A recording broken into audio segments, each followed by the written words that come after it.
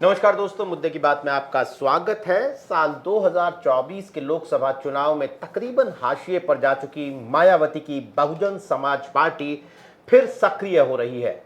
पिछले साल पार्टी से निकाले गए आकाश आनंद को मायावती ने राष्ट्रीय संयोजक बनाकर फिर से नंबर 2 की पोजीशन पार्टी में दे दी है। कई राज्यों में भी प्रदेश अध्यक्षों की नियुक्ति की गई है। इसके अलावा मायावती ने बसपा के संस्थापक कांशीराम के परिनिर्वाण दिवस 9 अक्टूबर को मिशन 2027 का आगाज करने का भी प्लान बनाया है। लेकिन सवाल यह है कि दो ध्रुवों में बंटी नजर आ रही उत्तर प्रदेश की राजनीति में मायावती की ये कोशिशें कितनी कामयाब हो पाएंगी। ये समझने के लिए, इस सवाल का जवाब जानने के लिए हमारे साथ मौजूद हैं हमारे ब्यूरो चीफ और एग्जीक्यूटिव एडिटर कुमार अभिषेक और वरिष्ठ पत्रकार और राजनीतिक विश्लेषक राहुल लाल। सबसे पहले कुमार अभिषेक, आपने आकाश आनंद को राष्ट्रीय संयोजक की नई जिम्मेदारी मिलने के बाद उनका एक इंटरव्यू किया, उनसे बातचीत की बहुजन समाज पार्टी के आने वाले दिनों की संभावनाओं पर, उनकी योजनाओं पर। आप कैसे देखते हैं ये नई एक पार्टी में आने जाने, निकलने, जिम्मेदारी मिलने, इस जिगजैग पोजीशन के बीच में फिर से नई जिम्मेदारी आकाश आनंद को दी गई है, तो आप कैसे देखते हैं आकाश आनंद आगे पार्टी को ले जाने में कितने कामयाब होंगे या किस तरह उनकी योजनाएं हैं? देखिए नीरज, मुझे लगता है कि आकाश आनंद के लिए नंबर 2 होना अब कोई नई बात नहीं है। एक बार नहीं, दो बार नहीं, तीसरी बार एक तरीके से आप कह लें तो या तो पद बना करके, पद क्रिएट करके, या चाहे जैसे भी मायावती उन्हें नंबर 2 बनाए रखना चाहे। और पिछली बार जब दोबारा उनको लाया गया पार्टी में, दोबारा या तिबारा आप कह लीजिए, तो भी उनका उनका परिचय पूरी पार्टी के वरिष्ठ पदाधिकारियों के साथ दोबारा कराया गया कि भाई आकाश आनंद नेशनल कोऑर्डिनेटर बनाए गए हैं, आप लोग इनकी मदद करिए। और अगर आपको कहीं लगता है कि कहीं कोई कम्युनिकेशन गैप है या कोई गलती है तो आप इनको बताइए। वो बड़ा क्लियर मोमेंट था मायावती के लिए जब उन्होंने अपने पदाधिकारियों के बीच में उनको री इंट्रोड्यूस करते हुए ये बात कही थी। और अब जो नई बात आई है कि उन्हें नेशनल कन्वीनर बनाया गया, हालांकि ये कोई पद बसपा के भीतर ऐसा है नहीं, ये ऐसा कोई पद नहीं है जो उन्होंने चुनाव आयोग को दिया, लेकिन अब क्लियर कट नंबर 2, यानी कि सारे लोग उनको रिपोर्ट भी करेंगे, वो सीधे मायावती को रिपोर्ट करेंगे, उनकी जिम्मेदारी किसी को नहीं होगी। लेकिन आने वाले समय में अब 2027 का चुनाव है, ठीक है, जिस वक्त उनको दिया गया है, तो एक इसमें मुझे लगता है एक स्ट्रेटजी है कि बिहार के चुनाव होने हैं तो बिहार के चुनाव के पहले उनको दे दिया गया। अगर यही उनको बिहार के चुनाव के बाद दिया जाता तो ये कहा जाता है भाई उत्तर प्रदेश के लिए दिया जा रहा है। लेकिन मायावती इस बात से थोड़ा बच रही है कि डायरेक्टली उनको उत्तर प्रदेश सीधे उनको अभी नहीं दिया जाए, उनको फेज वाइज दिया जाए। आप उनका पिछला याद करिए, जब उन्होंने ये कहा था, जब उनको लगा कि वो अपने फादर इन लॉ से के बहुत करीब हो चुके हैं, उनके कहे में आ चुके हैं, उनके हिसाब से अपने फैसले ले रहे हैं, तो उन्होंने पार्टी से निकाला, पद से हटाया, यहां तक कि उन्होंने बकायदा अपनी चिट्ठियों में लिख दिया कि हमारे विरासत भी अब इनके पास नहीं होगी। लेकिन फिर मायावती को जरूर यह लगने लगा कि अगर आकाश नहीं तो कौन। याद करिए उनके भाई को भी कोशिश की गई थी कि उनको किसी तरीके से उनके समकक्ष खड़ा किया जाए, खैर ये भी नहीं हो पाया। लेकिन मायावती ने जिसे इतने समय तक जिसे कहते हैं कि ग्रूम किया हो कि वो उनका उत्तराधिकारी होगा, बीएसपी को देखेगा, उसको झटके में हटाने का फैसला उन्हें भी बुरा लगा होगा। और उन्हें लग रहा था कि जिस तरीके से आकाश को लेकर के आई हैं, आकाश को ही आगे लेकर के जाना है। तो आज की स्थिति में देखें तो आकाश दोबारा से, तिबारा से आप कह लीजिए नंबर 2 है। बड़ा क्लियर कट इस बार नंबर 2 उनको दे दिया गया। अब यह है कि क्या नंबर 2 या नंबर 3 का ओहदा, दर्जा या कुर्सी देने के साथ ही क्या पार्टी को कोई सुरखाब के पर लग जाएंगे? ऐसा नहीं है। निश्चित तौर पर इस पद के साथ जिम्मेदारियां और कहीं ना कहीं कुछ फैसले लेने की छूट भी दी गई है, जिसमें अभी तक वो नंबर 2 हुआ करते थे, लेकिन टिकट बांटने में या टिकट सिलेक्शन में, कैंडिडेट सिलेक्शन में उनका कोई से नहीं होता था। उन्होंने अब पूरी तरीके से खुद को मायावती के पद चिन्हों पर, यानी कि जो मायावती सोचती हैं उनको कहने की भी जरूरत ना पड़े, उस हिसाब से आकाश आनंद चले। उन्होंने खुद को उस ढांचे में ढालने की कोशिश कर ली है और उस ढांचे में ढल गए हैं। ऐसे में अब उन्हें कहीं ना कहीं ये जरूर दिया जा रहा है कि उन्हें अब फैसले लेने की भी छूट दी जा रही है। कितना ये आने वाले समय में ये फैसला सही होगा, ये तो बाद में पता चलेगा, लेकिन वक्त बहुत कम है उनके पास और इस कम वक्त में उन्हें बहुत कुछ प्रूफ करना है। बिहार में पार्टी चुनाव में अकेले जा रही है, देखना है कि क्या वो अपने पुराने वोट परसेंट को मेंटेन कर पाती है कि नहीं। अगर वोट परसेंट उसने मेंटेन कर लिया तो कुछ हद तक उनकी बेहतरी होगी, लेकिन अभी से लेकर के अक्टूबर 9 से लेकर के लगातार कई उनकी रैलियां प्लान है, मायावती की और बसपा की बड़ी रैलियां। पहली रैली 9 अक्टूबर को होने वाली है लखनऊ में, और कहीं ना कहीं इस रैली की तैयारी को लेकर के आकाश आनंद को जिम्मेदारियां दी जा रही हैं और इस रैली से ही 2027 का आगाज होगा। आप ये मान लीजिए कि 2027 में उत्तर प्रदेश में इनको कैसे लॉन्च करना है, उसकी ये पूरी तैयारी है और मुझे लगता है कि मायावती उस नक्शे कदम पर बढ़ चुकी है। मैं फिर ये कह दूं कि पॉलिटिकल नफा नुकसान फायदा अभी आप नहीं समझ सकते कि इनको बना देने से क्या कोई पार्टी को इमीडिएट कोई फायदा होगा। मुझे अभी तो तुरंत कुछ ऐसा नहीं लगता, लेकिन हाँ, कम से कम पार्टी अपने भूल सुधार के बाद आगे बढ़ने की कोशिश कर रही है। अब ये बहुत कुछ इस बात पर निर्भर करेगा कि रैलियां कैसी होती हैं, आकाश आनंद को कितना फ्री हैंड दिया जाता है, वो कितना अपने पुराने काडर को जोड़ पाते हैं। जो इस वक्त सबसे बड़ी चुनौती चंद्रशेखर आजाद रावण की है, उससे कितना निपट पाते हैं, यूथ कितना जुड़ पाता है और वो अपने पुराने काडर को किस तरीके से दोबारा से एनर्जाइज करके अपने साथ जोड़ पाते हैं, ये बड़ी चुनौती है। अब ये अगले 1 महीने के बाद इसमें मुझे लगता है कि कुछ चीजें दिखाई देंगी। नीरज, चंद्रशेखर आजाद की बात कुमार अभिषेक ने कर दी।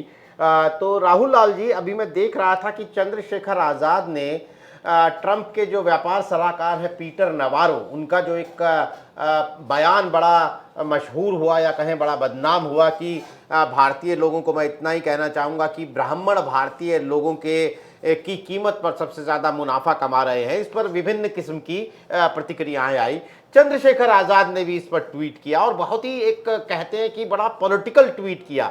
उन्होंने पीटर नवारो को तो लताड़ा कि आप बाहर के आदमी हैं, हमारी भीतर की बातों में मत बोलिए, लेकिन इस बहाने चूंकि उन्होंने ब्राह्मण की बात की तो उन्होंने अपनी पार्टी का और अपना एजेंडा वहां पे पूरी तरह से अपने उस ट्वीट में जाहिर कर दिया, बता दिया, एक बार फिर दोहरा दिया, बल्कि मैं कहूँगा कि जातिगत जनगणना होनी चाहिए, निजी क्षेत्रों में आरक्षण होना चाहिए, आर्थिक न्याय होना चाहिए। मेरा कहने का मतलब यह है कि चंद्रशेखर को भी हम समसामयिक विषयों पर इतना एक्टिव देखते हैं, तमाम जगहों पर वो जाते हैं जहां दलित समाज के लोगों के साथ किसी तरह की नाइंसाफ़ी होती है, स्पॉट पर होते हैं। लेकिन मायावती की ये यदा कदा घोषणाएं, अपने कमरे में बैठकर, अपने घर पर बैठकर, यदा कदा सोशल मीडिया पर उनके बयान या प्रेस रिलीज का आ जाना, लोकसभा चुनाव में हाशिए पर चली गई, उसके बाद हरियाणा में गठबंधन में लड़ रहे हैं हम, दिल्ली में हम अकेले लड़ रहे हैं, हम बिहार में हम अकेले लड़ रहे हैं। आपकी असली लड़ाई उत्तर प्रदेश में है, जहां राजनीति 2 ध्रुवों में पूरी तरह से बटी हुई नजर आ रही है। आप कैसे देखते हैं इस नई सक्रियता को, नई जिम्मेदारी आकाश आनंद को जो दी गई है उसे, और मायावती की नई योजनाओं को? नीरज जी, देखिए, मायावती जी अलग अलग कई योजनाएं बिल्कुल बनाते हुए होती हैं, लेकिन उन योजनाओं पे मायावती जी स्थिर कितना रहेंगे, आज के समय में यह एक संकट की स्थिति बनी हुई है। वो मैं बार बार कहता हूं कि भारतीय राजनीति में इस समय, जबकि अब स्वर्गीय पासवान जी भी नहीं है जो बिहार में थे, चिराग पासवान आ चुके हैं वहां पे, तो वर्तमान समय के राजनीति में, दलित राजनीति में मायावती जी सबसे ऊपर के पायदान पे हैं।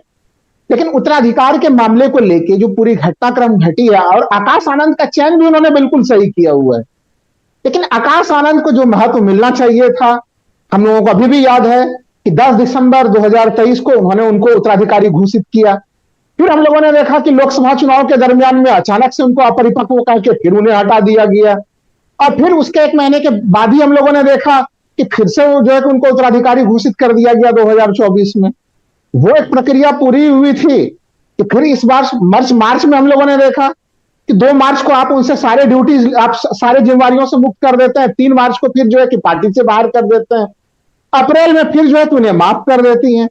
अब फिर जो है कि मई में जो है कि उनको फिर से जो है कि नेशनल कोऑर्डिनेटर वाला जो है कि जिम्मेवारी में देते हैं। और अब अगस्त में हम लोग देखें, अगस्त के समय में उनके लिए फिर से नंबर 2 के लिए एक अधिकृत दर्जा कायम किया गया। तो ये जो कभी आप उन्हें पार्टी से ही बाहर कर देते हैं, फिर कभी अचानक से जो है कि उनको फिर से उत्तराधिकारी घोषित करते हैं। इस पूरे प्रकरण में मायावती जी का जो आकाश आनंद को लेके जो स्थिति है, वो लोगों में यह भरोसा कायम नहीं हो पाता कि अगर आज उन्होंने ये निर्णय लिया है तो क्या अगले साल भर तक वो निर्णय कायम रहेगा। क्योंकि देखिए 2022 के बाद से अगर हम लोग देखें 2024 के बाद भी अगर कह लें कि उन्होंने देखा कि वो एक तरह से कहीं ना कहीं 10% से नीचे 9.5% वोट शेयर पे उन्हें उत्तर प्रदेश में आना पड़ा, उनके वोट शेयर में कमी आ रही है। तो उसके बाद वो अपने निर्णय पर कायम रहती, तो अभी तक आकाश आनंद काफी कुछ कर चुके होते। मैं सीतापुर में नीरज जी उस समय मौजूद था लोकसभा चुनाव में, और उनके उस सीधे युवाओं के साथ जुड़ने की उस कला को भी हमने देखा है। तो वो धीरे धीरे 2027 के चुनाव के लिए समय बढ़ नहीं रहा है। 2027 विधानसभा चुनाव के लिए समय में अब कमी ही होगी। 25, 26, 27 उत्तर प्रदेश एक काफी बड़ा सा राज्य है। तो वैसे स्थिति में कम से कम अगर उन्होंने ये निर्णय लिया है तो सबसे ज्यादा जो बीएसपी के लोगों के कैडर में जो चीजें हैं कि क्या मायावती जी इस निर्णय पर बिल्कुल 2027 तक बिल्कुल स्थिर रहेंगी, वो आकाश आनंद को फ्री हैंड निर्णय लेने के लिए अनुमति देंगी। क्योंकि आकाश आनंद में बिल्कुल मैं मानता हूं कि उनमें लीडरशिप की वो पूरी क्वालिटीज हैं जो अभी तक उनका दिखा है। उनको जिस तरह से मौका मिलना चाहिए था 2023 में जब 10 दिसंबर को घोषित कर दिया गया था, तो अब वो एक पोजीशन पे आपने घोषणा कर दी तो उस पोजीशन से उन्हें हटना नहीं चाहिए था। क्योंकि आपने बिल्कुल एक सही सवाल पूछा कि चुनौती किससे है इसमें। चुनौती हम लोग देख रहे हैं कि सोचिए नेवेरो का जो पूरा मामला था, अमेरिकी सलाहकार का मामला, वो विपक्ष ने बहुत ज्यादा, चूंकि वो अमेरिकी सलाहकार हैं, भारतीय जनता पार्टी खुद अलग ढंग से राजनीति करती है, उसको लेके कई बड़े स्तर पर टिप्पणियां नहीं आई विपक्षी दलों की तरफ से। लेकिन इस मौके को भी जो है कि चंद्रशेखर रावत ने लपका और फिर से जातिगत जनगणना और तमाम तरह के मामले उन्होंने उठा लिए। और कहीं कहीं यहाँ पे अगर हम लोग देखें, समाजवादी पार्टी या इंडिया अलायंस वो सक्रिय है, भारतीय जनता पार्टी अपने तरीके से सक्रिय रहती है इन मामलों को लेके। तो फिर बहुजन समाज पार्टी को अपने गति को बढ़ाना पड़ेगा। अब उनको युवाओं के साथ अगर आकाश आनंद कनेक्ट करते हैं तो उनको इन मामलों पर खुलकर राय व्यक्त करने का अधिकार, वो राय कई बार भारतीय जनता पार्टी के लिए कठोर हो सकते हैं, कई बार वो राय कांग्रेस के लिए कठोर हो सकते हैं। तो वो अब उनको आजादी देनी पड़ेगी कि वो प्रबलता के साथ, अगर वो कांग्रेस पर हमला करना चाहते हैं वो कांग्रेस पर हमला करें, खुल के आलोचना, अगर वो सत्तारूढ़ पार्टी बीजेपी की आलोचना करना चाहते हैं उनकी आलोचना करें। ये आजादी देनी पड़ेगी उन्हें। अगर उनको इन सब पाबंदियों के साथ रखा जाएगा तो फिर वो जो मायावती जी सोच रही हैं, जो कि वो युवाओं से कनेक्ट करेंगे, पढ़े लिखे दलितों को वो जोड़ लेंगे, काफी ज्यादा एक कठिन डगर है बहुजन समाज पार्टी की। इसलिए प्रथम दृष्टया महत्वपूर्ण चीज यही है कि भूल सुधार तो काफी अच्छा किया है उन्होंने, इसमें कोई चीज नहीं, वो तारीफ योग्य मामला है। लेकिन अब इस भूल सुधार पे पार्टी को डटे रहना पड़ेगा, मायावती जी को डटे रहने पड़ेंगे कि हाँ ठीक है, हमारे उत्तराधिकारी हैं आकाश आनंद, तो अब इससे हम 2 इंच भी दाएं बाएं हम नहीं होने वाले, इस मामले पर हम टिके हुए हैं। क्योंकि अभी कैडर के भीतर सबसे बड़ा कंफ्यूजन है इसी मामले का है कि यह निर्णय कितना लंबा रहेगा, कितना अस्थायी रहने वाला ये निर्णय। नहीं, ये सारी तो इसी बात पर टिकी है राहुल जी की मायावती अपने इस निर्णय पर कितनी स्थायी हैं, और स्थायित्व भरा ये फैसला है, और ये भी कि आकाश आनंद को आज़ादी कितनी है, ये भी तय करेगा आकाश आनंद का आगे का रोड मैप। कुमार सर, हम लोग पत्रकार हैं, हम लोग तो यही चाहते हैं कि भारत का लोकतंत्र बहुलतावादी हो, मजबूत हो, हर समाज का प्रतिनिधित्व करने वाले राजनीतिक दल खूब फले फूले, ऐसी हमारी एक पत्रकार के तौर पर कामना हमेशा रहती है। लेकिन मैं इस सवाल को थोड़ा एक अलग नज़रिए से अपने दर्शकों के लिए समझना चाहता हूँ, क्योंकि आप लंबे अरसे से आकाश आनंद की राजनीतिक यात्रा को देख रहे हैं। अभी जब हम लोग बात कर रहे हैं, उत्तर प्रदेश कैबिनेट की बैठक खत्म हुए और कुछ महत्वपूर्ण फैसले सामने आए हैं, जिसमें आउटसोर्सिंग कर्मचारियों के लिए आयोग बनाने से लेकर उनके रोस्टर में आरक्षण, मतलब उनकी नियुक्तियों में आरक्षण की नियमावली का पूरा पालन करने जैसे तमाम बातें फैसले हुए हैं। ये सरकार कहीं ना कहीं इस बात के लिए घेरी जा रही थी अपने सहयोगी दलों से, उत्तर प्रदेश की सरकार, कि यहाँ पर आरक्षण के हितों की अनदेखी, पिछड़े और दलित वर्ग के हितों की अनदेखी हो रही है। अनुप्रिया पटेल की पार्टी का आरोप था। बसपा पर आरोप लगते रहे हैं और बसपा के कमजोर होने की बहुत सारी वजहों में से एक प्रमुख वजह यह भी है कि उसने बहुजन हित की राजनीति करने में मायावती उतनी सक्रिय नहीं रही जितनी सक्रियता से अब अखिलेश यादव और राहुल गांधी बहुजन हित की राजनीति करते नजर आ रहे हैं। और इसका नतीजा हमें देखने को मिलता है 2024 के चुनाव में, जब इंडिया अलायंस को भी उत्तर प्रदेश में 45% वोट मिल जाते हैं और अच्छा खासा दलित वोट मिलता है। क्या आकाश आनंद की वापसी होना इस तरीके से भी देखा जाना चाहिए कि दलित वोट जो तेजी से दरक कर न केवल बसपा से बल्कि भाजपा से भी वो सपा और कांग्रेस की तरफ जा रहा है, वो कहीं बड़ा खतरा है और पहले उसको रोका जाना जरूरी है? तो कोई तो नई संभावनाएं आप दिखाएंगे ना वोटर को? नहीं, देखिए, बात आपकी सही है। सबसे ज्यादा खतरा बसपा को अब इसी बात का लगने लगा है कि अगर उनका मूल वोटर भी चला जाएगा तो उनके पास क्या बचेगा। जो उनका एक मूल वोटर था, जो माना जाता था कि भले दुनिया इधर से उधर हो जाए, कम से कम बसपा का जो मूल काडर है वो नहीं हिलेगा। मेरा मानना है कि अभी भी बड़ी तादाद बसपा के साथ खड़ी है, लेकिन वो दरक गया है। उसमें उसका जो एक बड़ा वर्ग है युवाओं का, उसके भीतर कहीं ना कहीं ये सोच पैदा हो गई कि क्यों नहीं अब कुछ और ट्राई किया जाए। और कुछ और ट्राई करने में चंद्रशेखर को भी ट्राई किया जा रहा है। अखिलेश यादव जो लगातार अब बहुजन की बात कर रहे हैं, लगातार बाबा साहब भीमराव अंबेडकर और कांशी राम की बात कर रहे हैं, उसकी तरफ रुझान दिखा। और कांग्रेस पार्टी अपने पुराने दलित मुस्लिम फॉर्मूले पर जब लौटी है, तो संविधान और दलित ये दो शब्द ऐसे हैं जिसे लेकर राहुल गांधी घूम रहे हैं। तो कहीं ना कहीं एक आकर्षण वैसे वर्ग में जिसको लगता है, जो जिसे हम कह सकते हैं हार्डकोर जो बहुजन मूवमेंट के लोग रहे हैं, जिन्होंने मायावती या फिर बसपा की सरकार कई बार बनाई, उनके अंदर भी ये बात कहीं ना कहीं थी, आ चुकी थी कि कहीं ऐसा तो नहीं कि हमारा पूरा मिशन भटक रहा है और हमारे लोग अब भाजपा की तरफ जा रहे हैं और बीजेपी हमारे बिखराव से बीजेपी मजबूत हो रही है। तो एक बहुत बड़ा युवाओं का ऐसा वर्ग है जो नौकरियों में आरक्षण, जातिगत जनगणना और प्राइवेट सेक्टर में आरक्षण, इसे लेकर के आंदोलित है और उसे लगता है कि अब हमें ऐसे दल को भी चूज करना चाहिए, उनके साथ चलना चाहिए जो हमारे मुद्दों को एड्रेस कर रहे हैं। और यही वजह है कि आप अखिलेश यादव को देख लें, राहुल गांधी को देख लें, वो इन मुद्दों पर बहुत जोर दे रहे हैं। आपने आज के कैबिनेट की बात कर ली, तो 2024 के चुनाव में जो बीजेपी हारी, उसके पीछे जो बहुत बड़ा मुद्दा निकल करके आया वो आरक्षण था। आरक्षण और संविधान बदलने की बात। लेकिन क्या आरक्षण मात्र एक शब्द था? जी नहीं।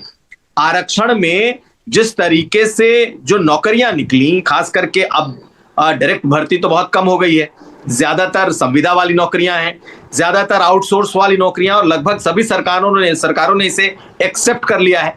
लेकिन आउटसोर्सिंग की नौकरियां दो तरह से हो रही थी, या तो आप पैसे के बदौलत लें या आपकी पैरवी हो, पहुंच हो। इसमें कहीं कोई रोस्टर, कहीं कोई आरक्षण इसमें का इस्तेमाल नहीं हो रहा था। और ये अंदर ही अंदर ये एक मुद्दा ऐसा बन चुका था जो 2024 में खासकर दलित वर्गों में, जो अति पिछड़े बिरादरियां हैं, 3rd 4th ग्रेड की जो नौकरियां होती हैं, उसमें एक बहुत बड़ा रिजेंटमेंट के तौर पर उभरा था। और चुनाव के बाद बीजेपी की जो समीक्षा हुई, उसमें यह बात निकल करके आई थी कि जो ये आउटसोर्सिंग की नौकरियां हैं, इसने भी एक बड़ा रोल निभाया है, बहुत अहम रोल निभाया है। क्योंकि लोगों को लगने लगा कि भाई जब नौकरियां हैं नहीं और आरक्षण भी छिन रहा है, तो फिर हमारी ये नौकरियां भी चली जाएंगी। मुझे लगता है कि सरकार के भीतर ये एक सेंस प्रिवेल किया। और अगर आप देखेंगे कि जिस तरीके से इसे आज कैबिनेट में लाया गया है कि अब इसके लिए एक निगम बनेगा, कोई भी किसी भी डिपार्टमेंट का कोई भी आउटसोर्सिंग की नौकरी होगी, उसमें बकायदा पूरा आरक्षण का जो रोस्टर है वो पूरा उसका पालन होगा। और बेशक वो नौकरी आउटसोर्सिंग की होगी, लेकिन बगैर सरकार की भूमिका के न तो नौकरी दी जाएगी और ना ही कोई उसकी नौकरी ले सकता है। तो ऐसे में मुझे लगता है कि ये सरकार को भी एक बड़ा कदम लग रहा है कि 2 साल में इसके जरिए अगर वो हजारों लाखों नौकरियां अगर देती है तो इसका एक इम्पैक्ट पड़ेगा। आपने जो बात कही, बीजेपी को कहीं ना कहीं अब एग्जीक्यूशन लेवल पर ये चीजें दिखानी होगी, क्योंकि दिल्ली में भी उनकी सरकार है और उत्तर प्रदेश में भी सरकार है। और आरक्षण की बात अगर आती है और आउटसोर्सिंग की नौकरियां, संविदा की जो नौकरियां हैं, इसमें अगर एग्जीक्यूशन लेवल पर ये लागू हो जाता है तो मुझे लगता है, बीजेपी को लगता है कि तब शायद वो दलितों के बीच युवाओं के उस गुस्से को प्रैक्टिकली कम करने में उसे लगता है कि वो थोड़ा बेहतर स्थिति में होंगे। हालांकि बहुत कुछ नैरेटिव पर होता है, तो 2024 का चुनाव जिस नैरेटिव पर लड़ा गया, बीजेपी उसमें पिछड़ गई, हार गई। तो अभी से उस नैरेटिव को भी काउंटर करने की एक कोशिश के तौर पर देखा जा रहा है कि जिस जिस मुद्दे पर विपक्ष एक नैरेटिव गढ़ सकता है बीजेपी के खिलाफ, खासकर दलितों को लेकर, पिछड़ों, दलितों, कमजोर वर्गों को लेकर के, उसके खिलाफ अभी से ही एक सरकारी तैयारी चल रही है और उसी के क्रम में मुझे ये दिखाई दे रहा है। हाँ, तैयारी तो अर्ली आपको करना ही, स्टांस लेना ही पड़ेगा, क्योंकि काफ़ी हद तक ज़मीन खिसक चुकी है। ये तमाम सर्वे भी, अभी लेटेस्ट जो मूड ऑफ द नेशन सर्वे आया हमारा इंडिया टुडे ग्रुप का, वो भी कोई भाजपा के लिए सतरंगी तस्वीर तो पेश कर नहीं रहा है। उत्तर प्रदेश में बराबरी का ठना है मुकाबला, वो भी लोकसभा चुनाव में। ध्यान रखिएगा, लोकसभा चुनाव में बराबरी का मुकाबला अखिलेश और भाजपा के बीच में है। बात विधानसभा की आएगी तो मोदी चेहरा नहीं होगा, और फिर क्या मामला होगा इसके लिए कोई अलग से सर्वे जब आएगा तो हम उसका भी आंकड़ा आपको बताएंगे। राहुल जी, एक वक्त था, हम आप लगातार चर्चा करते रहे यूपी तक पर, कि बसपा के समर्थक सोशल मीडिया पर भयानक एक्टिव थे। आप बसपा की बात करिए, और बसपा का एक आईटी सेल बिल्कुल विशुद्ध, जिस तरीके से भाजपा और कांग्रेस की सोशल मीडिया आर्मी काम करती है, वैसे ही बसपा की एक आर्मी काम कर रही थी। आकाश आनंद उनके आइकन हुआ करते थे, आज भी होंगे ही, मैं इस पर सवाल नहीं उठा रहा हूँ, मेरा सवाल अलग है। वो एक आर्मी थी जो डिफेंड करती थी बहन मायावती को, आकाश आनंद को, बसपा की इनएक्टिवनेस को, तमाम चीज़ों को वो पुरजोर तरीके से डिफेंड कर रही थी। और ऐसा माहौल बना दिया गया था सोशल मीडिया पर कि लग रहा था कि बसपा एक ताकत जरूर है। चुनाव हुआ, वो अलग बात है कि नतीजे अलग आए, लेकिन क्या आकाश, एक कहावत है ना कि काठ की हांडी बार बार नहीं चढ़ती, क्या आकाश आनंद बसपा के लिए काठ की हांडी तो नहीं साबित हो जाएंगे? क्योंकि आप उनको एलिवेट करती हैं, प्रमोट करती हैं, फिर पीछे धकेल देती हैं, उनको आज़ादी देती हैं, फिर उनका जवान को सिल देती हैं। तो ये जो समर्थक वर्ग है सर, ये रोज तो तैयार नहीं हो जाता है ना। ये समर्थक वर्ग एक मेहनत से तैयार होता है, एक उम्मीद से आपके साथ जुड़ता है। आप उसकी उम्मीद बार बार तोड़ देंगी तो क्या हर बार वो आर्मी, वो फौज आपके पीछे आकर जिंदाबाद जिंदाबाद के नारे लगाएगी और बदलाव के लिए आपके लिए लड़ाई लड़ेगी? आपको लगता है? नहीं अमित जी, आप बिल्कुल सही कह रहे हैं। बहुजन समाज पार्टी की या मायावती जी के को लेके यही एक गंभीर समस्या वाली स्थिति है। क्योंकि अगर आपने एक चयन किया और उस चयन के ऊपर आप अस्थायी नहीं, तो फिर वो जो युवा जोश है, जो जोश हम लोगों को लगातार सोशल मीडिया पे भी दिखता था, और वो सोशल मीडिया पे ही नहीं, वो ग्राउंड पे भी नजर आता था। चुनाव में देखिए, उत्तर प्रदेश का चुनाव, लोकसभा चुनाव जो है कि वो कहीं कहीं बिल्कुल आमने सामने के टक्कर वाली स्थिति थी। तो उत्तर प्रदेश में किसी तीसरे फ्रंट के लिए अभी कोई जगह की स्थिति नजर नहीं आती है। तो वो उस जगह पे अपने स्पेस को बनाने के लिए पार्टी को बिल्कुल एक कठोर निर्णय लेने की जरूरत थी। वहां पे बार बार जो है कि निर्णय बदलना, वो कहीं कहीं उनको नुकसान पहुंचाया है। तो ये स्थितियां नहीं होनी चाहिए। और एक चीज ऐसी है कि देखिए, इस समय बीजेपी आप देखिए कई मोर्चों पर कितने सुधार करने में लगी हुई है। जो जातिगत जनगणना का भारतीय जनता पार्टी पुरजोर जो है कि वो विरोध करती थी, उसको सोचे सीधे सीधे कैबिनेट ने अचानक से जो है कि वो उसकी घोषणा कर दी कि जातिगत जनगणना अब होगा अगले सेंसस के साथ। अभी उत्तर प्रदेश सरकार के फैसले देखिए, तो भारतीय जनता पार्टी के ऊपर काफी दबाव है इसमें। वो दबाव इंडिया अलायंस के कारण से है। तो अगर बीजेपी जैसी पार्टी वो दबाव में अपने निर्णयों को काफी तेजी से बदल रही है, वो आरक्षण विरोधी नहीं दिखना चाह रही है, तो सोचिए कि उत्तर प्रदेश की राजनीति में कितनी ज्यादा जो है कि एक तरह से सक्रियता वाली स्थिति है। उस सक्रियता वाले स्थिति में बहुजन समाज पार्टी को भी आना है, तो उनको भी उसी तरह से 24x7 वाले राजनीति में आना पड़ेगा। और आपको अपने राजनीतिक शैली को, बहुजन समाज पार्टी को अपने राजनीतिक शैली को बदलना पड़ेगा। और वो देखिए, मायावती जी ने काफी बढ़िया निर्णय लिया था कि वो आकाश आनंद इस प्रकार के दिनचर्या की राजनीति को करते। यहां पे दो जब युवाओं की बात करेंगे तो आकाश आनंद की तुलना हमेशा चंद्रशेखर रावण से होगी। और चंद्रशेखर रावण की जितने भी कोई आलोचना करे, लेकिन एक चीज ये मानना पड़ता है कि वो हर मामले पे काफी ज्यादा सुपर एक्टिव होते हैं। वो राजनीति में ये सक्रियता उन्होंने कई लंबे समय से उन्होंने रखी हुई है। लेकिन चूंकि आप ये बात कर रहे हैं तो एक टिप्पणी कर ही दूं, क्योंकि सांसद जब से चंद्रशेखर आनंद आजाद बने हैं, तब से उनके विरोधी ये बात कह रहे हैं कि वो जो वाले चंद्रशेखर आजाद मिसिंग नजर आ रहे हैं जो एक सांसद बनने से पहले वो हुआ करते थे। उस प्रकार की सक्रियता नहीं नजर आ रही उनकी भी। देखिए अमित जी बिल्कुल सही कह रहे हैं। लेकिन अगर उनकी सक्रियता को अभी भी आप देखिए तो बहुजन समाज पार्टी से सक्रिय नजर आ ही रहे हैं वो। तो एक स्पेस तो अभी भी मिल रहा है ना, इस बात से मैं भी सहमत हूं कि सांसद बनने से पहले जो जिस प्रकार से वो लगातार, हमने उत्तर प्रदेश ने उनको बिहार में भी देखा, झारखंड में भी देखा, उन्हें आंध्र प्रदेश में भी देखा, दलित मामले पे कहीं पे भी समस्या होते पूरे देश भर में वो नजर दिखाई देते थे वो। अब उनकी सक्रियता में थोड़ी पहले से कमी आई है, इस बात से मैं भी सहमत हूं। ये एक स्पष्टता वो स्पेस दे रहे हैं, वो स्पेस आकाश आनंद आसानी से भर सकते हैं, वो बहुजन समाज पार्टी वो स्पेस ले सकती है। लेकिन इसके लिए मायावती जी को बिल्कुल खुल के एक तरह से उन्हें अधिकार देने पड़ेंगे, वो अधिकारों के साथ उन्हें लैस करना पड़ेगा और उन्हें भी, आकाश आनंद को भी अपनी सक्रियता दिखानी पड़ेगी। और अगर इन मामलों में कहीं से भी कोई कमी की स्थिति होगी तो हमें लग रहा है कि फिर तब बहुजन समाज पार्टी के लिए जो डगर है पनघट की, वो बड़ी कठिन होने वाली है। फिर तो वोट शेयर उनका और कम होता चलेगा, क्योंकि आमने सामने के लड़ाई में जब तीसरा कोण को खड़ा रखने के लिए, क्योंकि आप किसी पार्टी से गठबंधन नहीं करते हैं, तो फिर आपकी राजनीति इतनी आक्रामक होनी चाहिए कि राजनीति का एक कोण आप ऑटोमेटिक बन सके। आपका प्रयास ये होना चाहिए कि कांग्रेस के वोटर्स हो, चाहे वो जो है कि वो बीजेपी के वोटर्स हो, उसको लेके हम अपने पास एक नया मुकाम हम खड़ा कर सके, हम तीसरी कोण हम दे सकें। लेकिन इस प्रकार के प्रयास अभी कहीं दिखाई नहीं दे रहे हैं। तो इसलिए मैं कह रहा हूं कि 2024 के लोकसभा चुनाव के बाद से मायावती जी ने कई अच्छी अच्छी घोषणाएं की थी। उन घोषणाओं का अगर इंप्लीमेंटेशन होता पार्टी में तो पार्टी की स्थिति बड़ी बेहतर होती। लेकिन वो घोषणा भी करती हैं, फिर उन घोषणाओं से पीछे हट जाती हैं। और आकाश आनंद के उत्तराधिकार का पूरा मामला उसका सबसे सर्वश्रेष्ठ उदाहरण है। इसलिए उस मामले पे वो बिल्कुल डटे हुए रहे तो कुछ पार्टी में बिल्कुल स्थिति बन सकती है। अभी भी देखिए, जो लोग गए वो लोग दुखी होकर गए हैं दूसरे पार्टियों में। तो अब एक चीज हम लोग ये भी समझते हैं कि राजनीति में जब एक बार वोटर कई बार दूसरे दलों को वोट देता है तो फिर उसका वापसी भी आसान नहीं होता है। ये सारे कठिनाइयों को समझते हुए मायावती जी को, आकाश आनंद जी को अपनी नई रणनीति बनानी पड़ेगी और उनको उत्तर प्रदेश पर फोकस करना पड़ेगा। हम लोगों ने इसके पहले भी देखा कि इनको हरियाणा का इंचार्ज दिया गया था, अभी इनको 243 सीटों को लेकर बिहार का इंचार्ज दिया गया है। लेकिन जो सबसे बड़े कायाकल्प और एक तरह से परिवर्तन करने की जो पार्टी को जरूरत है, वो जरूरत उत्तर प्रदेश के संदर्भ में। बिल्कुल सही बात है। के संदर्भ में जिन बदलावों की जरूरत है, कम से कम जी राहुल जी, आप अपनी बात पूरी कीजिए। आधार काफी बड़ा रहा है। लोकसभा चुनाव में दो दलों के कांटे के टक्कर के बावजूद भी 2024 लोकसभा चुनाव में हम लोगों ने 9.5% वोट शेयर देखे बहुजन समाज पार्टी के। तो वो 9.5% वोट शेयर को आप कैसे, उसको फिर से आप 20% वाले जगह पे ले जाते हैं, फिर 30% के जगह पे ले जाते हैं। इसके लिए उन्हें दूरगामी नीति बनानी पड़ेगी और टिकाऊ नीति बनानी पड़ेगी।